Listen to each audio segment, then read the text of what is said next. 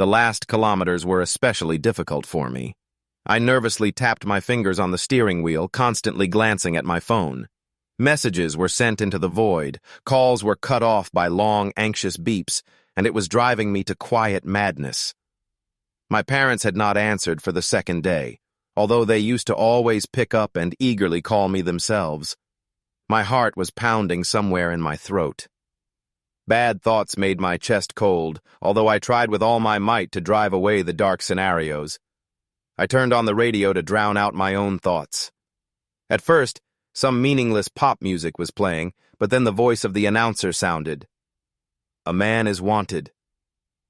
Description: 35 years old, dark hair, stooped, a hump on his nose, a noticeable mole on his cheek. He was dressed in a blue jacket and rubber boots.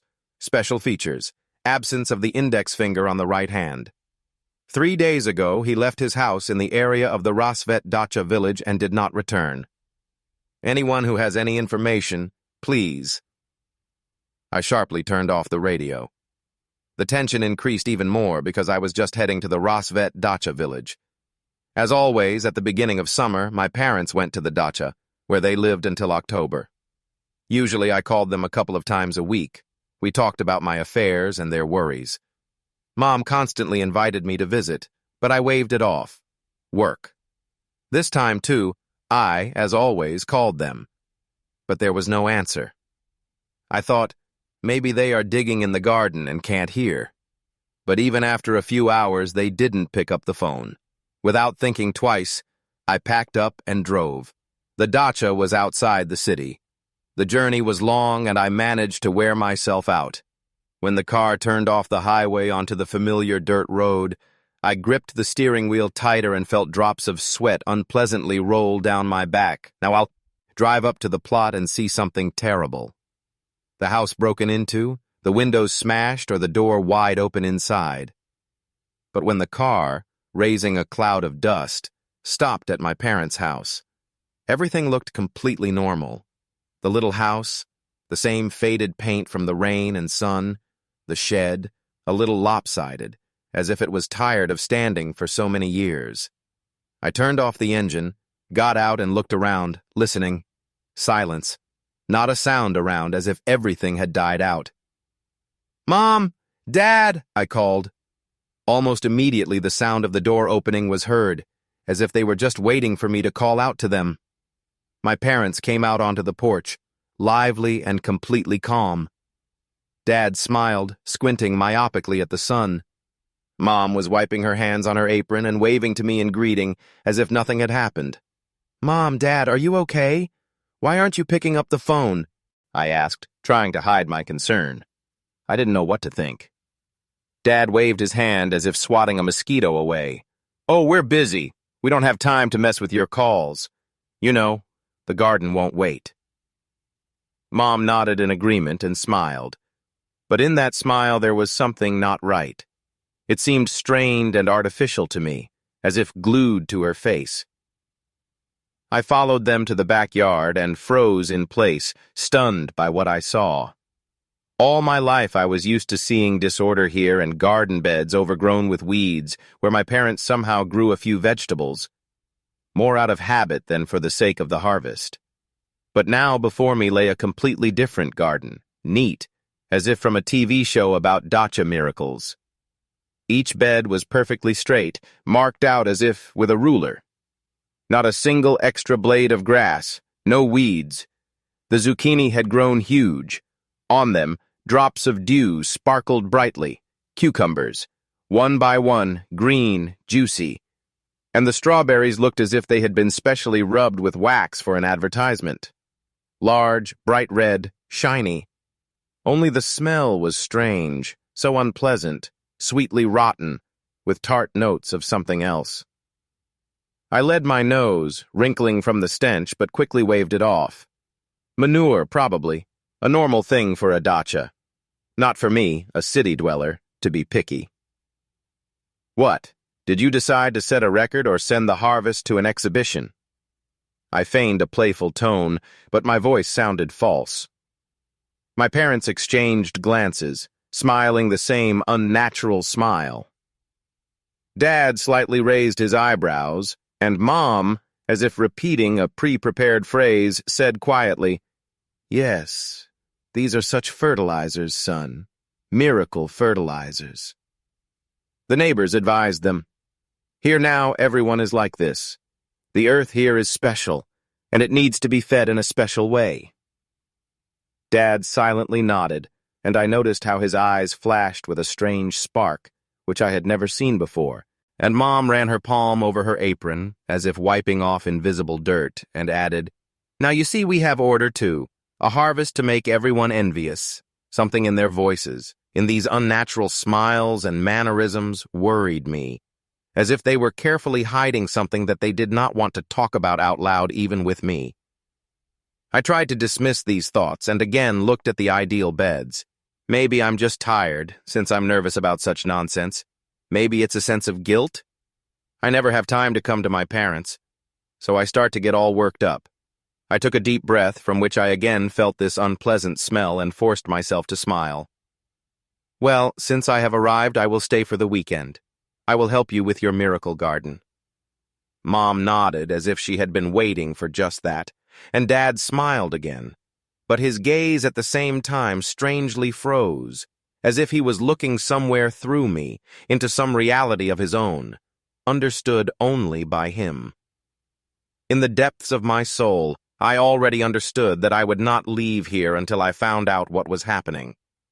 And although anxiety continued to gnaw at me, I tried not to show it, taking a step towards the house and leaving behind this too perfect, frightening ideal garden. The next morning I decided to walk around the village, maybe just to clear my head and get rid of the unpleasant feeling, which had settled somewhere deep inside after yesterday's strange things. The village was small. I remembered it well from childhood. Crooked fences, peeling houses, plots with wild grass and weeds, somehow defeated by tired owners. Now, however, a completely different picture unfolded before me. I was walking along a narrow, dusty path and did not recognize the places familiar from childhood. Every plot looked as if it was from a magazine about country life. The gardens were well-groomed and neat. Tomatoes, cucumbers, eggplants, zucchini. Everything grew in such order and so perfectly that it seemed unreal. Each fruit shone in the sun with a glossy skin. I had never seen anything like it in these places. The neighbors, noticing me, waved their hands in greeting and came closer, as if they were just waiting for my appearance. On their faces were the same strange, strained smiles that I had seen on my parents yesterday. "Hello, Vitya. Look, what a harvest we have this year," said Uncle Lyosha, proudly demonstrating a giant pumpkin that had grown over the entire bed. He caressed it affectionately, as if it were a living creature. "The earth feeds us well this year. It's a sin to complain," echoed him the neighbor Aunt Nina, who stood at the fence opposite and held a basket with huge cucumbers resembling toy models. With each such conversation, the conviction grew in me that something was wrong here. Under the ideal picture of prosperity, tension was felt. It was clear that they were all hiding something, some common secret that could not be talked about, and because of that, their smiles were so nervous and strained. All day I walked as if in a dream, trying to shake off this unpleasant web of anxiety that had entangled everything around. At night I lay awake for a long time, feeling like a stranger in my own home.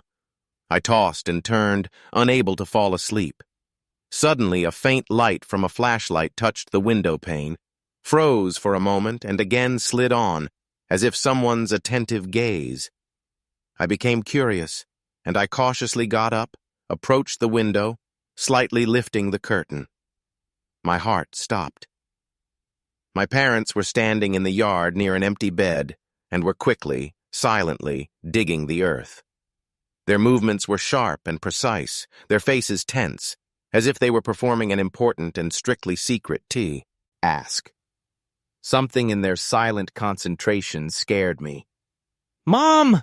I screamed, unable to endure. They simultaneously flinched and sharply turned around at the sound.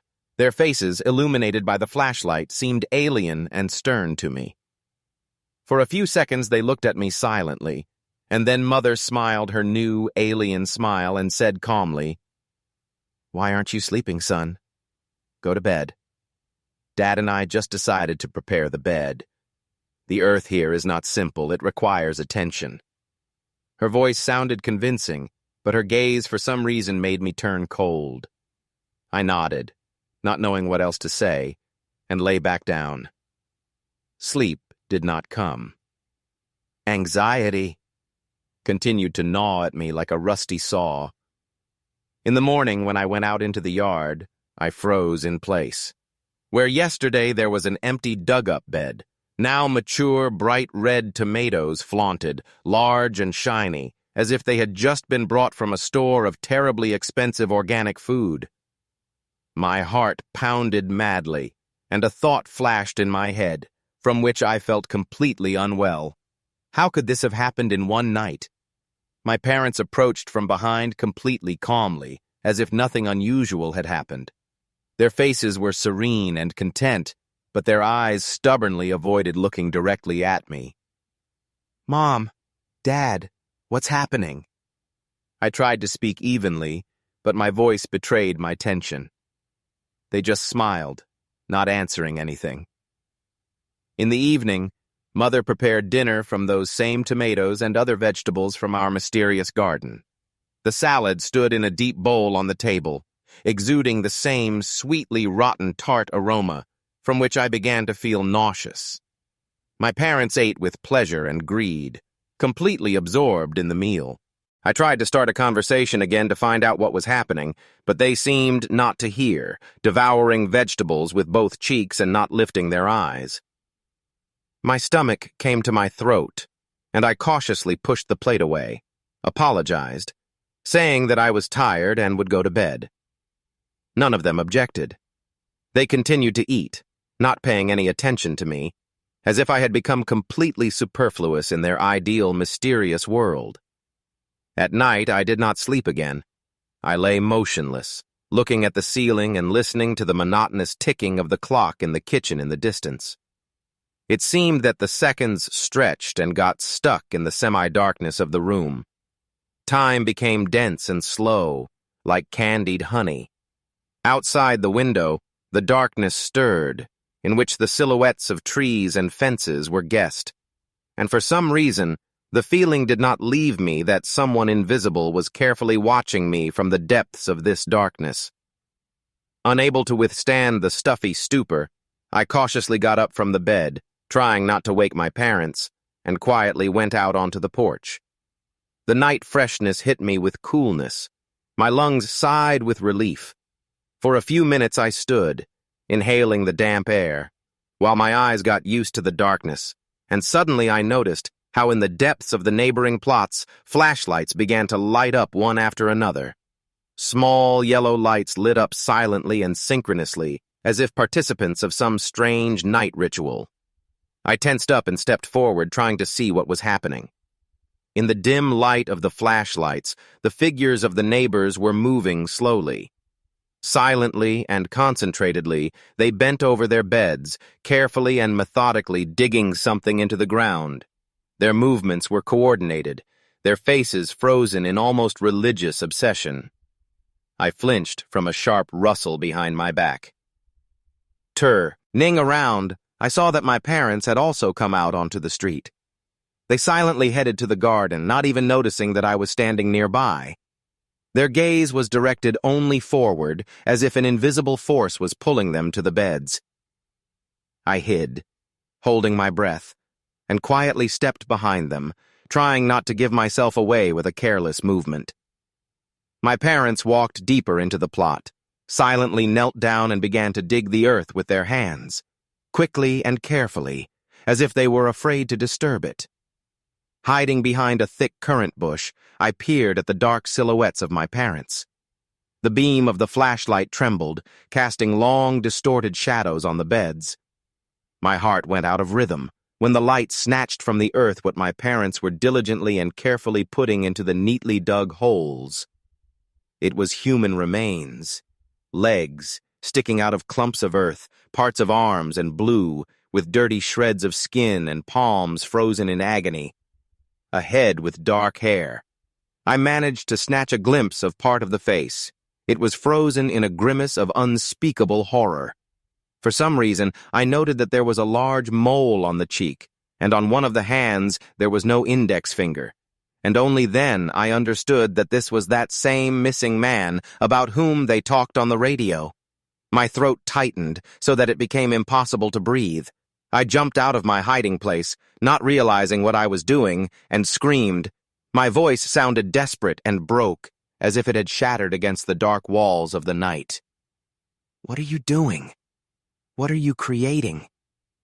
My parents slowly, synchronously raised their heads and turned to me. In their eyes there was neither horror nor surprise, only a gentle, almost affectionate calmness. Dad carefully wiped his dirty hands on his pants. Mom adjusted a strand of hair that had fallen on her face. Both stood up and cautiously approached me. "Son, don't do that," Mom said quietly and softly, extending her hand to me in a calming gesture. "This earth is like that, you understand. It requires special food. We must feed it. You see," Dad added quietly, cautiously nodding in the direction of the beds, "how grateful it is to us. Everything grows. The harvest is the envy of everyone around, and if we stop feeding it, there will be trouble." In their voices there was such an unshakable conviction and calmness that I just stood there, helplessly gasping for air, unable to say a word. My parents looked at me with a meek persistence, as if trying to convey some simple and obvious truth that I alone could not understand. Something broke in my chest, and I was overcome by a deep despair, the realization that my parents were lost, that they were no longer those whom I had known my whole life. They had become part of something else, strange and terrible, for which I could not find an explanation. I backed away, feeling my legs carry me back to the house on their own. On the faces of my parents were frozen, frightening smiles. Around there was a silence, indifferent and merciless, such in which my scream drowned without a trace. Until dawn, I sat on the edge of the bed, looking at the floor, as if there was a clue, an answer to what was happening. In my memory were the faces of my parents, but they were no longer them, but some unbearably alien detached figures, puppets with empty eyes whose strings stretched deep into the earth. I remembered how greedily they ate vegetables from the beds, with what unnatural pleasure they chewed each piece. A picture formed in my head, ridiculous, insane, but terrifyingly clear.